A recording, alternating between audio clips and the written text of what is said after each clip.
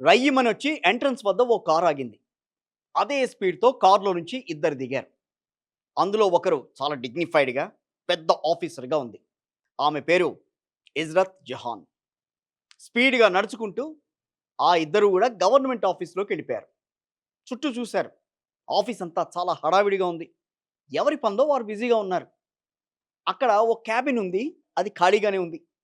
ఆ cabin Kamareddy collector Ashish సాంగ్యాంది. ఆయనేమో లీవ్‌లో ఉన్నారు. దీంతో నిజామాబాద్ కలెక్టర్‌కు కామారెడ్డి బాధ్యతలు గూడా అప్పగించారు.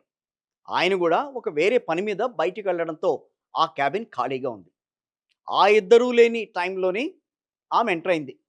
డైరెక్ట్‌గా క్యాబిన్‌లోకెళ్ళిపోయింది. ఓ అధికారిని పిలిచింది. నేనెవరో తెలుసా?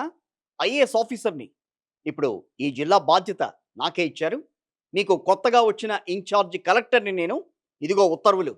ఇవి తీసుకొని అరేంజ్‌మెంట్స్ చేస్తే ఇక నేను డ్యూటీలో ఎక్కేస్తాను.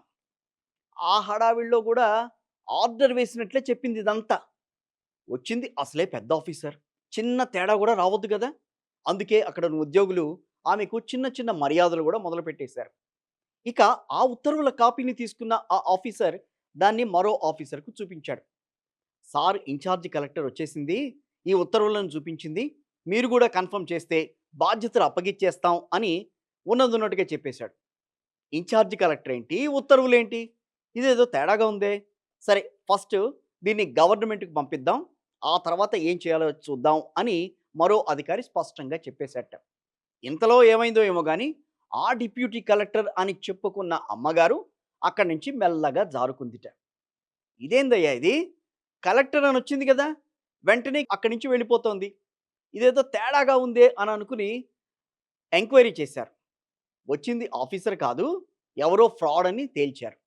ఇంతకీ అసల విషయం ఏంటంటే, ఈ ఇజ్రత్ జహత్ అని ఎవరైతే అమ్మాయి ఉందో, చాలా రోజుల నుంచి గ్రూప్స్‌కి ప్రిపేర్ అవుతోందిట. మొన్న ఉద్యోగం కూడా వచ్చిందని ఇంట్లో చెప్పేసిందిట. వాళ్ళను నమ్మించడానికి ఓ పనికిరాని పేపర్ పట్టుకొచ్చేసి, కామారెడ్డి కలెక్టర్ ఆఫీస్‌లో హడావిడి చేసేసింది. ఈ విషయం తెలుసుకున్న అధికారులు ఆమెను పట్టుకుని కేసు పెట్టేశారు. ఇది ఓ ఫేక్ కలెక్టర్ స్టోరీ.